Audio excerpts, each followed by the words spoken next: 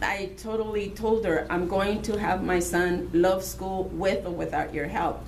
I'm a kind of person, like I said, this is my first time here and getting involved in this, and that's what my son just did. I love you for what you're doing, Mom, now, because he got moved to the other class. And they made that IEP emergency meeting like in the same week when he was moved, because another friend had told me that if you tell them I'm going to have an advocate with me, or I'm going to take it all the way in and I'm going to have an attorney or whatever, they'll move. They'll start making more moves and towards what you need.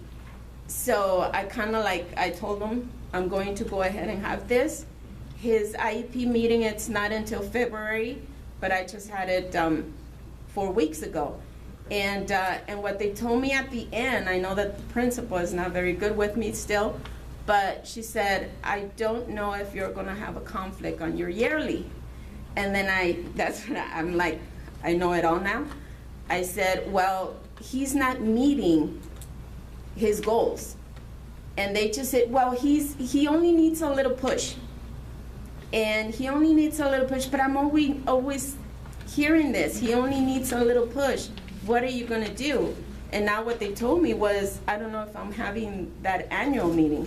An emergency IEP or any IEP meeting that's held between the annuals does not excuse the annual IEP.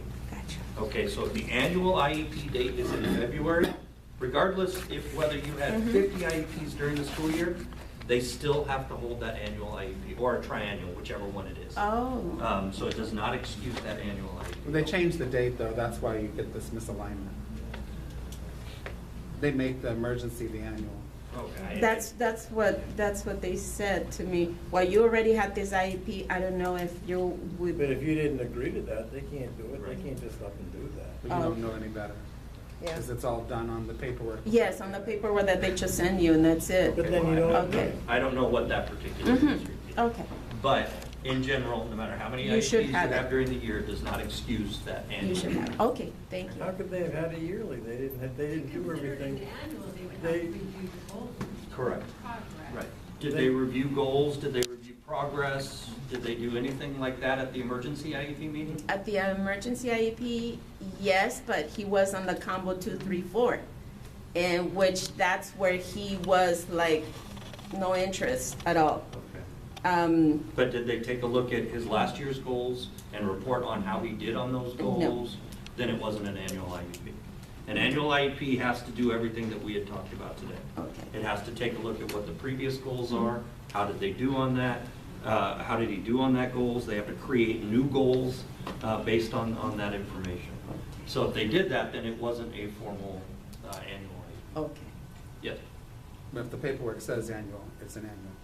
So what kinds of documentation is necessary to document progress toward the goals? It can be a variety of types of documentation.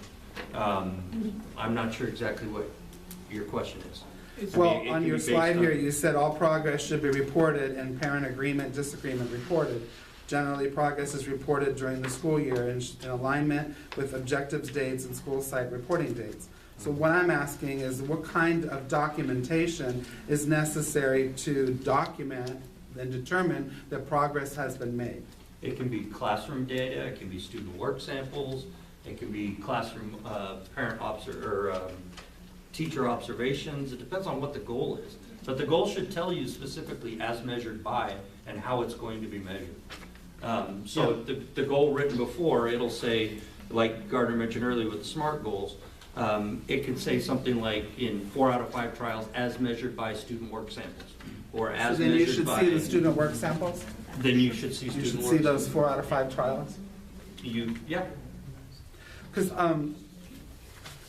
so what do you do if you have disagreement on the goal? So the goal got written a year ago, and here you are talking about progress. And you understood the goal to be measuring one thing in one way, but now the school is interpreting it differently. Maybe there's a new person in place, or they forgot what they talked about a year ago because they got a bunch of kids, I only have one, you know, kind of thing. I'm not sure. So, you know, there's disagreement on what is the school actually measuring and how are we using it? What do you do with that? I just know that there are times that there's going to be disagreement, and we have to accept that that's the case. What happens... Who's we? We all, everyone. We have to accept that in life there's going to be disagreement. Let's take it in the most general way. What happens is if there's not a good relationship with the school and the service providers, then that disagreement becomes conflict. It doesn't become an opportunity to learn and grow and accept that a mistake was made. It becomes conflict. Right? Is that an accurate statement? Because if the relationship is in place, then we can accept that somebody read it this way and we read it this way and we misinterpreted it. Let's reevaluate that, rewrite this goal, collect more baseline data, and move on from here, because 95% of conversations we have been really positive. We have a relationship where we can work together to overcome this issue.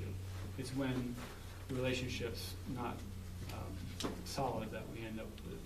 And I would just encourage a conversation with the service provider, whoever's responsible for implementing that particular goal.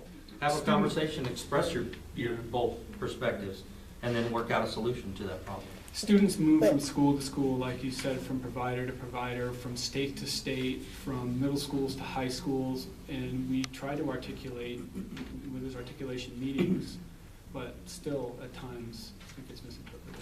But as the parent, if you're the one there when the goal was written, and now you're the one there when the progress is being, you know, don't you bear a little more weight in remembering what happened?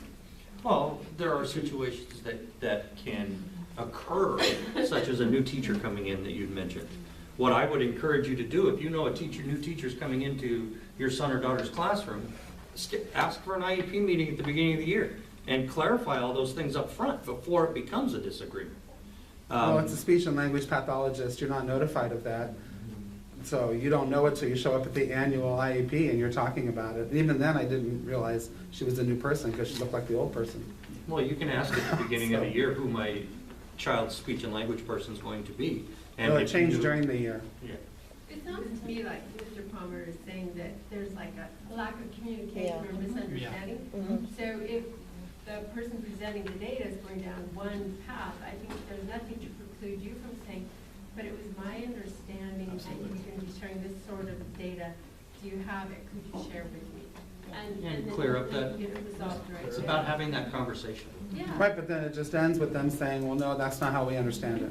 Sorry. And this is what it is. And this is what it is. Yeah, you must accept it. Yeah. I mean, that's how it ends. Well, this is one reason. Can you talk with us about creating easily understood goals? Because one of the things I do for my daughter is I make sure that this is the goal, for example, looks like this, feels like this, is like this. So we all know what it is. So if anybody else comes in and reads the IEP, a complete stranger, there won't be room for interpretation. There's an example.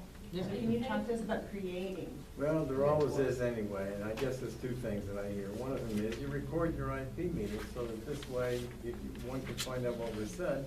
And a related topic is that if it's not in writing, it never happened. Make sure that somehow or other it's in writing. Otherwise, you go down 6 months down the road, and well, I remember this, and I remember that, and then they say, well, the way I remember it is the way it is, and then people get pissed off. Well, that's why I'm suggesting concrete goals that are, anybody, a perfect stranger would read it and identify it the same way that you, a person in the IEP did. So you're recommending the mistakes don't get made, and I agree with that. That's a good idea. I don't think that's what you're saying at all. That isn't what I said, but I like that twist. That was fantastic. I'd be curious, how is the progress being reported quarterly throughout the year? Because Yeah. certainly you have an indication of what it's going to look at, like at the annual, and that would be another point in time you could clarify. I want to share, before we move on, we'll continue if we need to, but I'm going to actually open this up. It's another website you might find helpful. It's directionservice.org, and it's the Cadre website, Center for Alternative Dispute Resolution in Special Education. And you'll find a number of resources there around the IEP, facilitated IEPs and the IEP process. And you'll see along the left-hand side, the Parent Resolution Resource Showcase. And there are hundreds of what's considered best practice training modules, information brochures, reports, research documents around stakeholder training, parent engagement, IEPs, mediation, resolution meetings, what to expect, what to bring, how to collect data from the 4 top states in ADRs, Wisconsin, Texas, Florida,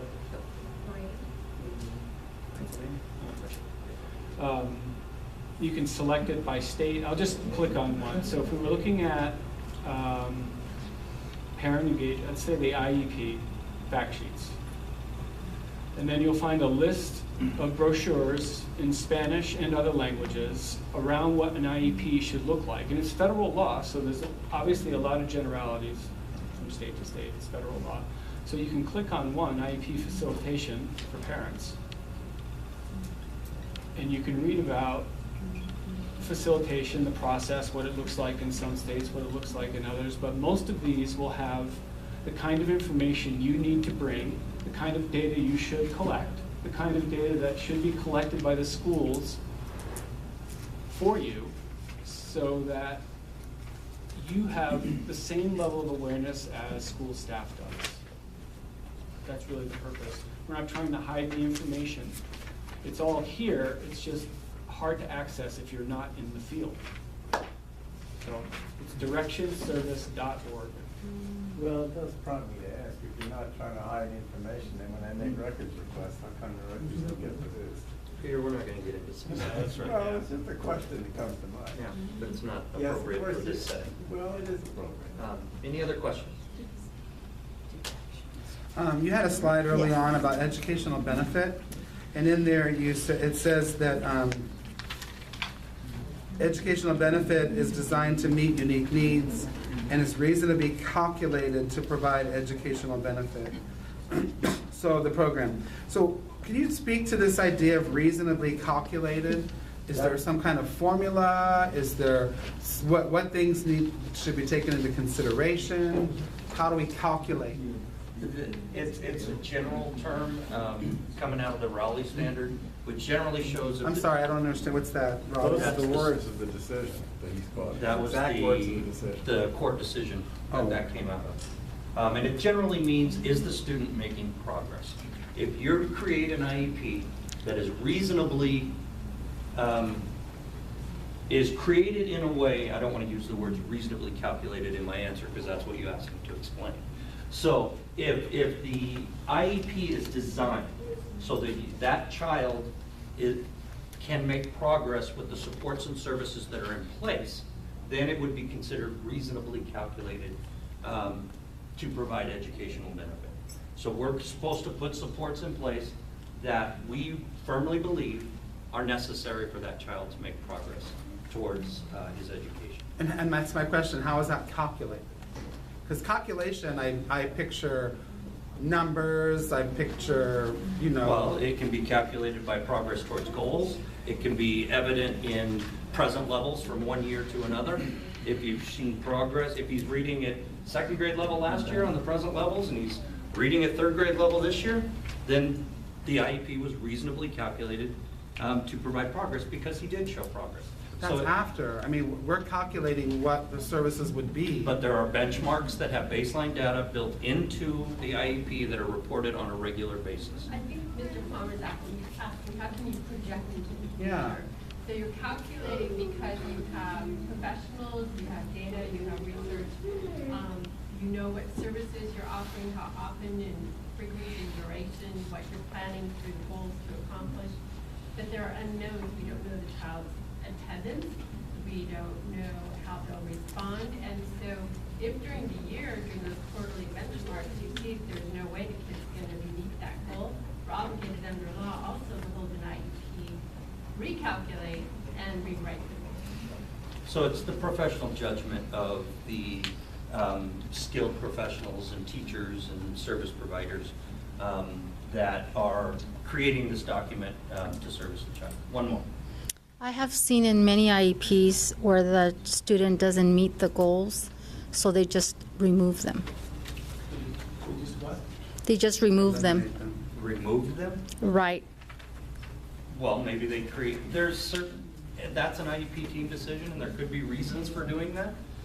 For example, if he didn't reach a goal in one area, maybe there was a prerequisite skill that they felt was more important for him to learn prior to getting back to that original goal. So it depends on the situation, on whether or not that would be appropriate. So you don't modify it, you just remove it? Well, it depends. Is there a prerequisite skill that would be needed to be able to then reach that goal that they didn't foresee the year before? I don't know. As a parent, they created the goal for the student. They should have known what they were looking for. As an IEP team, you create the goal together No, as a team. And As aren't a- you, as a parent, part of that team? I'm sorry? Aren't you, as a parent, part of that team? Absolutely. So why would they remove it without somebody's approval from the team? They wouldn't remove it without approval. It has been done. No, they shouldn't. Let me put it that way. There you go. They One more should. question. One more question. Regarding the, he was doing mainstream last year. Now they didn't put him on mainstream.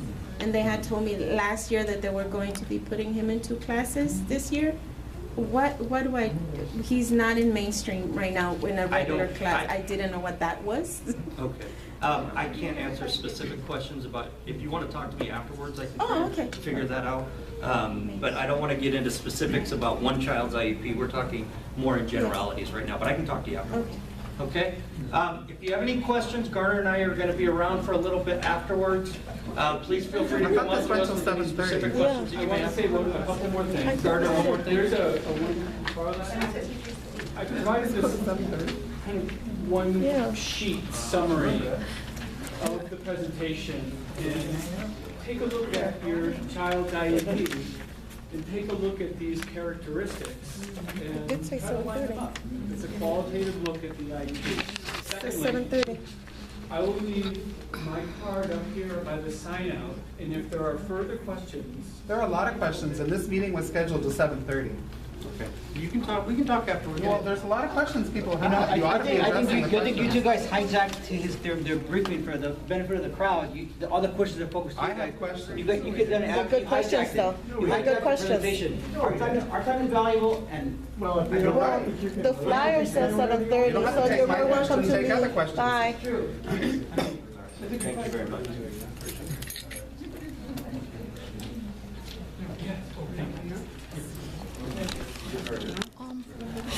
You shouldn't have your kid in a combo class. It's too hard with ADHD.